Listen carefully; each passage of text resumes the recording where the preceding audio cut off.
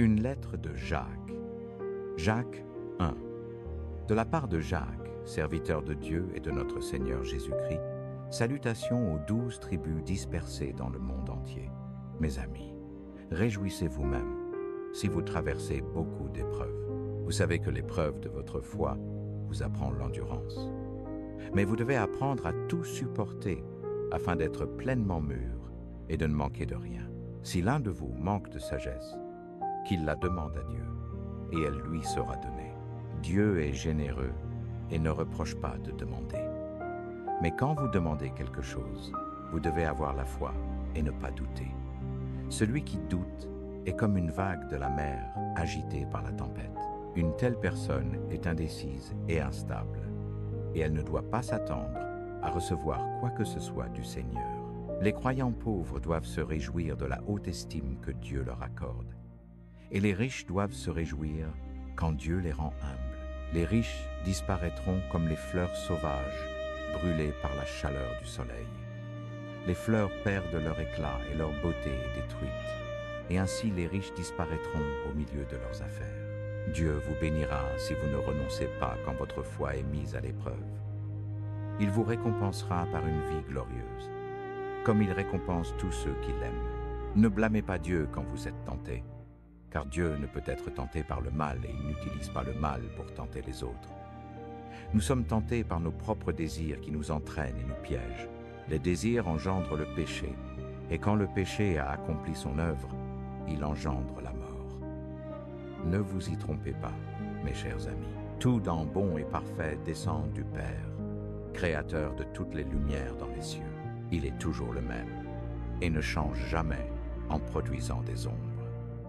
Il a voulu faire de nous son peuple particulier et nous a donné une nouvelle naissance par le message de vérité. Mes chers amis, soyez prompts à écouter, lents à parler et lents à vous mettre en colère. La colère de l'homme n'accomplit pas la justice que Dieu demande. Rejetez donc toute souillure et toute forme de mal et recevez avec humilité la parole implantée en vous, celle qui peut sauver vos âmes. Mettez la parole en pratique et ne vous contentez pas de l'écouter, en vous trompant vous-même. Celui qui écoute la parole sans la mettre en pratique ressemble à un homme qui observe son visage dans un miroir et qui, après s'être regardé, s'en va et oublie aussitôt comment il était. Mais celui qui plonge les regards dans la loi parfaite, la loi de la liberté, et qui persévère, non en l'oubliant après l'avoir entendu, mais en la mettant en pratique, celui-là sera heureux dans ce qu'il fait. Si quelqu'un pense être religieux sans tenir sa langue en bride, il se trompe lui-même, et sa religion est vaine. La religion pure et sans tache devant Dieu le Père consiste à secourir les orphelins et les veuves dans leur détresse, et à se préserver des souillures du monde. Jacques 2. Mes amis, si vous avez la foi en notre Seigneur Jésus-Christ glorieux, vous ne devez pas faire de favoritisme.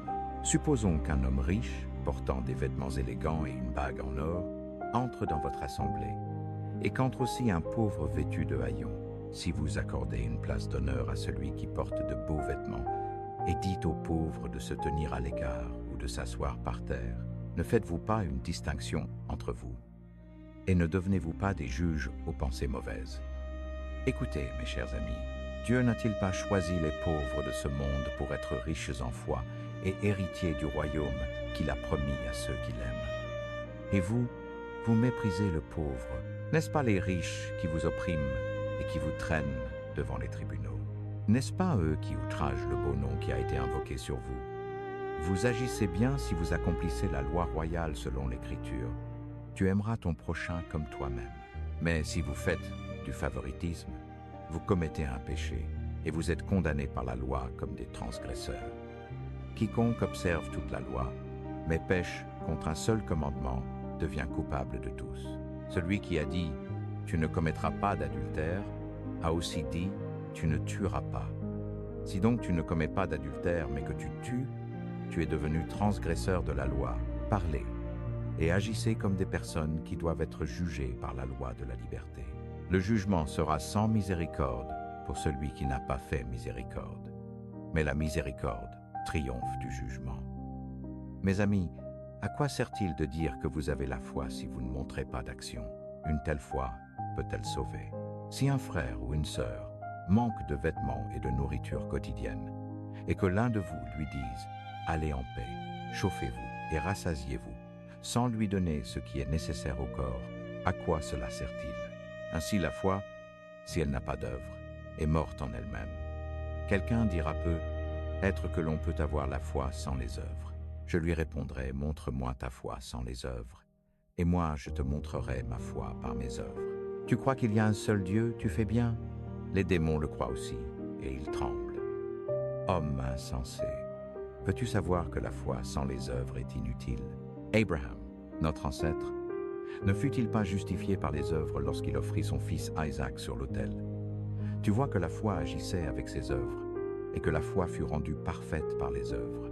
Ainsi s'accomplit l'Écriture qui dit « Abraham crut Dieu, et cela lui fut compté comme justice, et il fut appelé ami de Dieu. » Vous voyez que l'homme est justifié par les œuvres, et non par la foi seulement.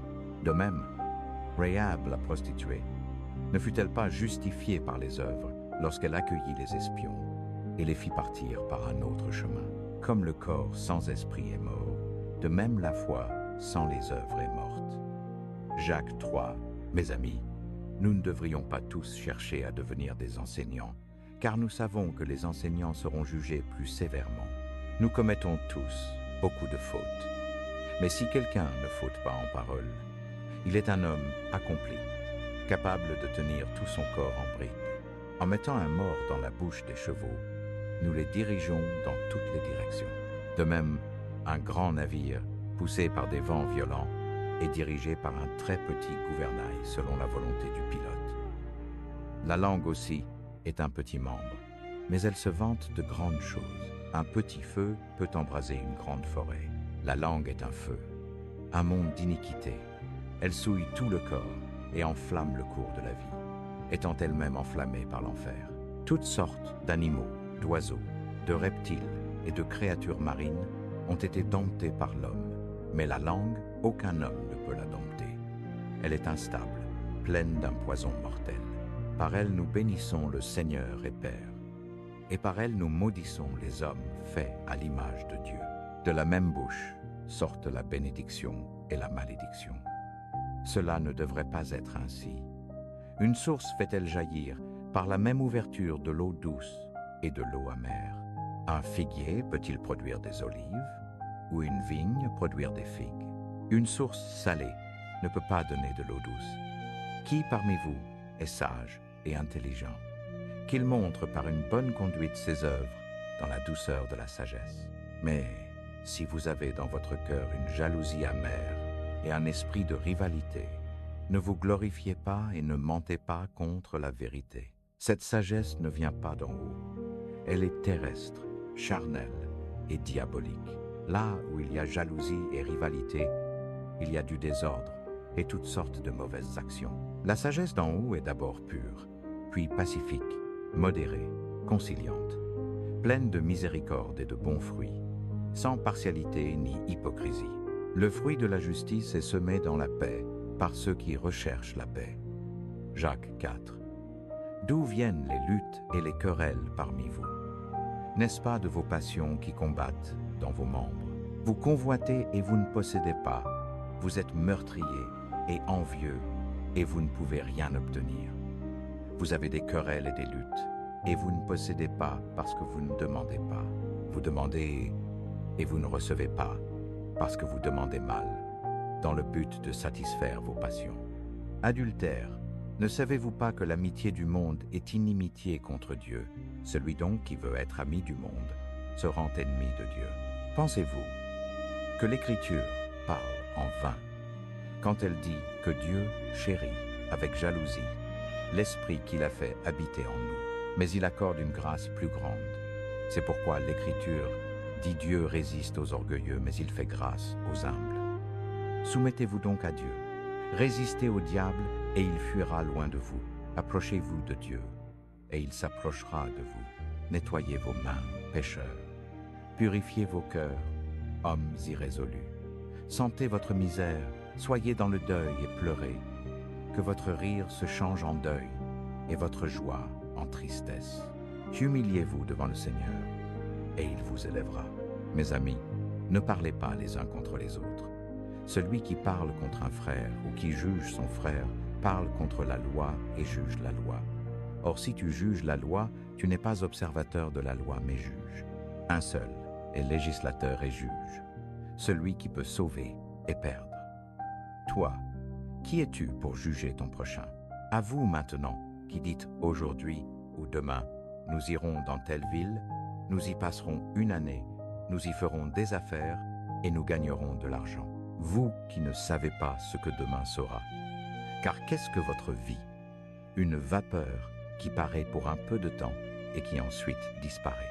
Vous devriez dire, si le Seigneur le veut, nous vivrons et nous ferons ceci ou cela. Mais maintenant vous vous glorifiez dans vos prétentions. Toute glorification de ce genre est mauvaise.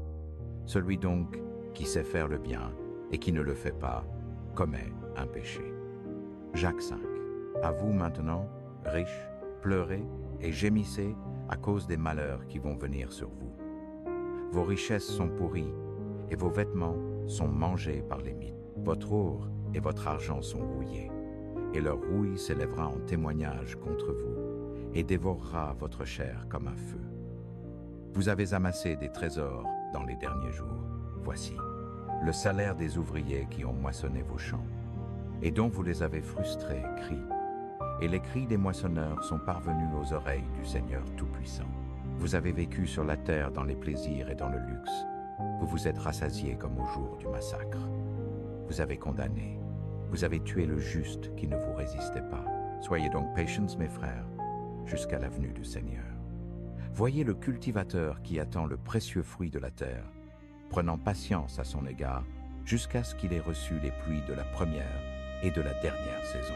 Vous aussi, soyez patients, affermissez vos cœurs, car la venue du Seigneur est proche. Ne vous plaignez pas les uns des autres, afin que vous ne soyez pas jugés. Voici, le juge est à la porte. Prenez, mes frères, pour modèle de souffrance et de patience les prophètes qui ont parlé au nom du Seigneur. Nous disons heureux ceux qui ont persévéré. Vous avez entendu parler de la persévérance de Job, et vous avez vu la fin que le Seigneur lui accorda. Car le Seigneur est plein de compassion et de miséricorde. Avant tout, mes frères, ne jurez ni par le ciel, ni par la terre, ni par aucun autre serment, que votre oui soit oui et que votre non soit non, afin que vous ne tombiez pas sous le jugement. Quelqu'un parmi vous souffre-t-il? Qu'il prie. Quelqu'un est-il dans la joie? Qu'il chante des cantiques. Quelqu'un parmi vous est-il malade? Qu'il appelle les anciens de l'Église et que ceux-ci prient pour lui en loignant d'huile au nom du Seigneur. La prière de la foi sauvera le malade et le Seigneur le relèvera. Et s'il a commis des péchés, ils lui seront pardonnés. Confessez donc vos péchés les uns aux autres et priez les uns pour les autres afin que vous soyez guéris. La prière fervente du juste a une grande efficacité. Élie était un homme de la même nature que nous. Il pria avec instance pour qu'il ne pleuve pas, et il ne tomba pas de pluie sur la terre pendant 3 ans et 6 mois. Puis il pria de nouveau, et le ciel donna de la pluie, et la terre produisit son fruit. Mes frères, si quelqu'un parmi vous s'est égaré loin de la vérité, et qu'un autre l'y ramène, qu'il sache que celui qui ramène un pécheur de la voie où il s'était égaré sauvera une âme de la mort et couvrira une multitude